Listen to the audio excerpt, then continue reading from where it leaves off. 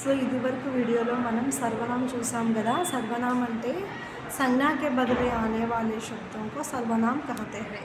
So సంజ్ఞకు బదులుగా వాడేదే सर्वनाम।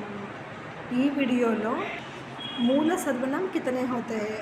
మూల सर्वनाम హిందీలో 11 11 ఉంటాయి, 11 ఉంటాయి। సో కొన్ని ఎగ్జాంపుల్స్ ఇప్పుడు మనం చూద్దాము।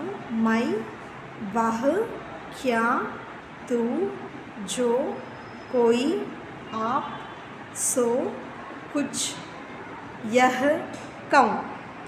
వీటిని మనం హిందీలో మూల सर्वनाम అని చెప్తాము। सर्वनामం అంటే కనుక ఎగ్జాంపుల్స్ వచ్చేసి మై, తూ, తుమ్, आप, इसने, उसने, यहाँ, वहाँ, ये, वे ఇలాంటివన్నీ కూడా మనం सर्वनामం అని చెప్తాము। ఈ सर्वनामలో మనము ఎగ్జాంపుల్స్ చూద్దాము, వాటి ఆన్సర్స్ ఏంటో।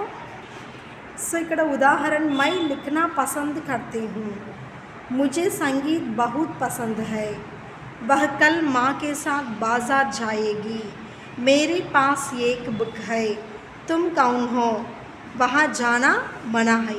సో వీటి ఆన్సర్స్ ఏంటో ఇప్పుడు మీరు చేయండి। నేను 2 minutes ఉన్నాక వీటి ఆన్సర్స్ చెప్తాను।